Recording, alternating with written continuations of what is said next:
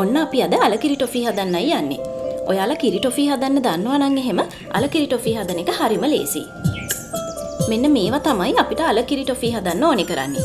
සීනි gram 450යි, තඹගත්ත අර්තාපල් gram 300යි, vanilla තේ හැඳි 1යි, උකු කිරි ග්‍රෑම් 400යි, කොටාගත්ත කර්දමුංගු ටිකකුයි, බටර් මේස හැඳි 1/2කුයි. ඉස්සෙල්ලාම තඹගත්ත අල ටික හොඳට ක්‍රීම් ගතිය එනකම් පොඩි කරගන්න ඕනේ.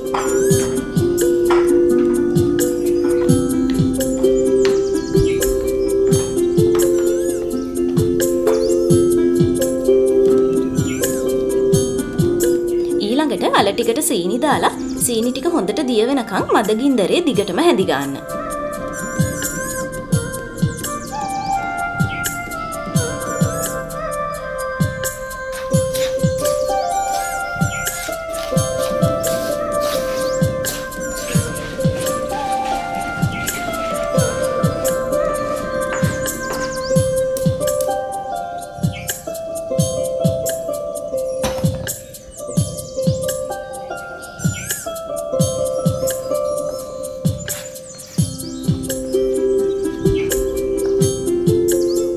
සීනි ටික මේ විදිහට හොඳට අලත් එක්ක දිය වුණාට පස්සේ උකු කිරි ටික එකතු කරගන්න.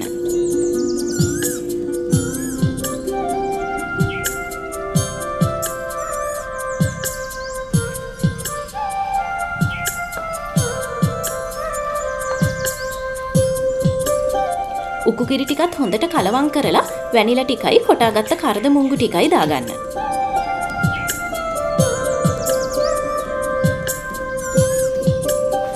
දැන් අපි මේක පදමට එනකන් අඩු ගින්දරේ දිගටම හැදි ගන්න ඕනේ.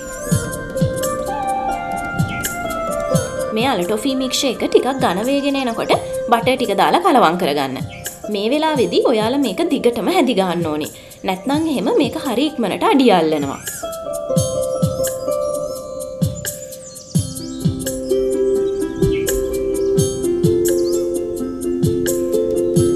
දැන් මේ මික්ෂර් එක පදමට උණු වෙලා ඔයාලගේ භාජනයේ ඇලෙන්නේ නැතුව මෙන්න මේ විදිහට ගුලියක් වගේ වේගෙන එනකොට ලිපෙන් බා ගන්න. ඊළඟට මේ ටික ට්‍රේ එකකට දාලා හොඳට මට්ටම් කරගන්න.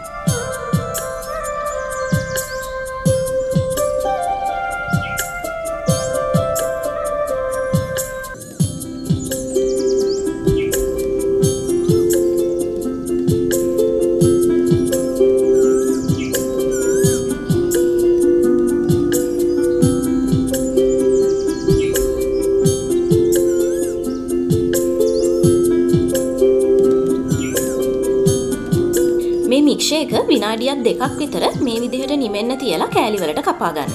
හැබැයි ඔයාලා මේක ගොඩක් වෙලා නම් නිමෙන්න තියන්න එපා. එහෙම වුණොත් එහෙම මේක හයි වෙලා ගිහින් ඔයාලට කෑලි කපා ගන්න අමාරු වෙයි.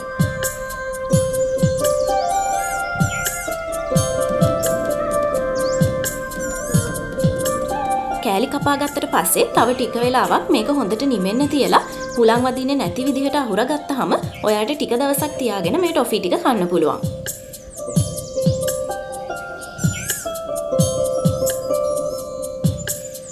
ඔයාලත් එහෙනම් මේ පාර අවුරුදු කෑම මේසෙට තියන්න අලකිරි ටොෆී ටිකකුත් හදන්න.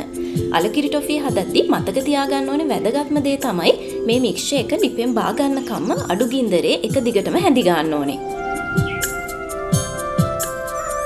අවුරුදු කෑම මේසෙ ලස්සන වෙන්න කැවුම් කොකිස් එක්ක කේක් එකකුත් තිබුණොත් තමයි හොඳ. ඒකින්ද අපි අනිත් දවසේ පොල් කේක් එකක් හදමු.